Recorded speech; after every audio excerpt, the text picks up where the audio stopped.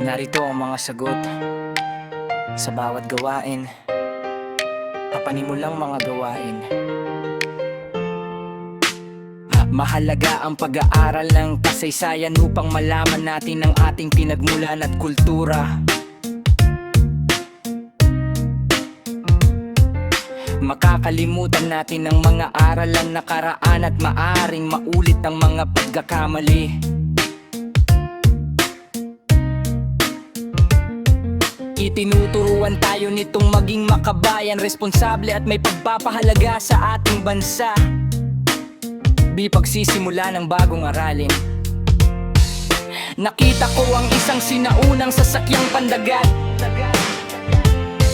Ginagamit ito sa paglalakbay, pangingisda at pakikipagkalakalan. Ipinapakita nito na mahalaga ang dagat sa kabuhayan ng mga tao noon. Sa paghahabi sa layunin ng aralin. Ang paksa ay tungkol sa geras, piratikas ng mga ilawod muro.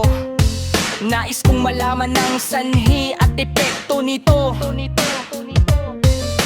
Mahalaga ito upang maunawaan ang ating kasaysayan.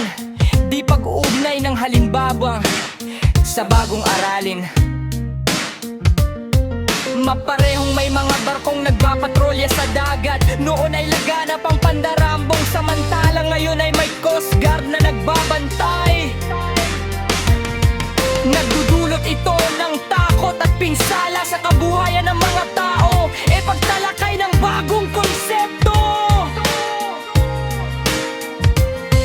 Ang pangunahing sanhi ay pandarambong at tunggalian sa kalakalan. Nasira ang kabuhayan at natakot ang mga pamayanang ilawod. Ipairalin ko ang kapayapaan at palalakasin ang seguridad. Paglinang sa kabihasnan.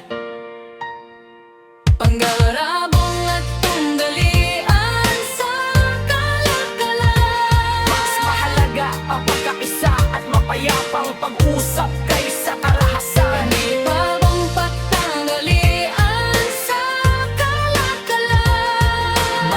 Ang pagkakaisa at mapayapang pag-usap kaysa karahasan.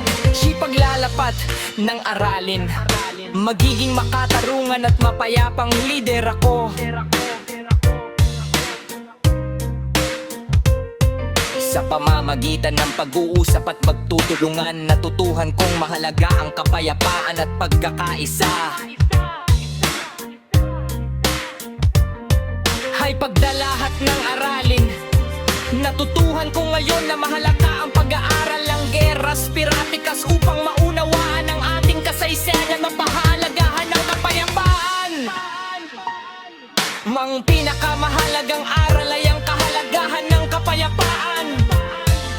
Mahalaga ito upang maging maayos at ligtas ang pamayanan. Magagamit ko ito sa mapayapang pakikitungo sa ibang tao. Ipagtataya ng aralin. Mamira ang pagpunalian sa kalakalan. Mas mahalaga ang kapayapaan kaysa karahasan. Mamira ang pagpunalian sa kalakalan. Mas mahalaga ang kapayapaan kaysa karahasan. Isa buhay ang pakikipagkaisa at mapayapang paglutas ng mga alipang.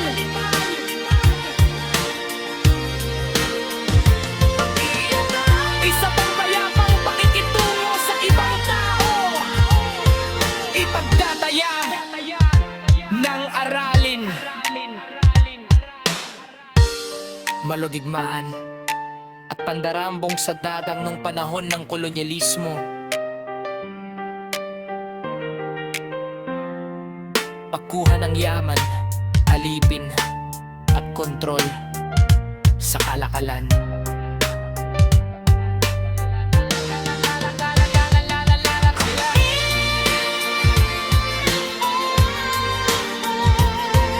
Nasira ang kabuhayan at nagdulot ng takot sa mga pamayanan. Ang kapayapaan kaysa karahasan. pakikipagkaisa at mapayapang paglutas ng mga alitan.